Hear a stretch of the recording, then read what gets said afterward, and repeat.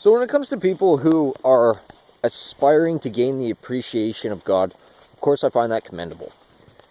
But as much as I like to, and I try to, and I make efforts to compliment them, it's very incoherent, and it's not put forward straight or in an acceptable manner if I can't explain myself. If you're planning on dying, you're worshiping death. If you're worshiping a God that needs you to die, I don't understand how you're worshiping the living God, because my relationship with the living God is in no manner somehow relatable to worshiping something that's going to kill you because you have to die, when the entire promise of His grace is that you're immortal. I look at people who are allegedly aspiring to appease some form of a deity or other words, and all I see is sloth, needless consumption, worship of the desolation of the world, and it's disgusting. So what this really was kind of founded on, that made it worth making this video, was really about homosexuals, more or less. Because where you can say that I loathe people and I have animosity towards groups of people, because that's really what God mandates as a necessity for my own security and for others' security.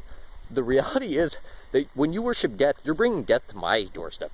You're invoking wickedness upon me. You hate me for your activity, in the activity that you cultivate and the activity that you participate in. You're bringing death to my doorstep by worshiping death. And it makes no sense. If you're worshiping a living God, even if you think it's inevitable that you're going to perish, you should be striving to survive. You should be thriving. And if you're not doing so, then you're in the wrong place. I don't understand how that can possibly be an argument. I mean, not an argument, but a discord. How can it possibly be a discord that if your activities are driving you into the ground and they're sucking me in like a gravity well with you, how can you say that you're worshiping anything other than death? That makes it very difficult for me to associate with people.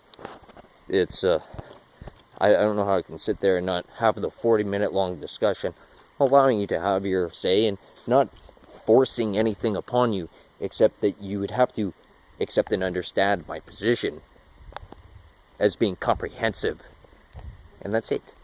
And you can't get that anywhere, because everyone's so fixated on worshiping death, they don't even want to hear the concept that they're vile. And so that's just kind of how that goes, you know. Even if you don't believe in God, I'd appreciate if you gave Him some love. And that love would entail that you don't turn around and expect me to appreciate that you worship death, because that's not appreciable at all. Life is available in God, and He redeems everyone. He's got completely open arms. He wants you there. But He's the clock that's going to burn you down.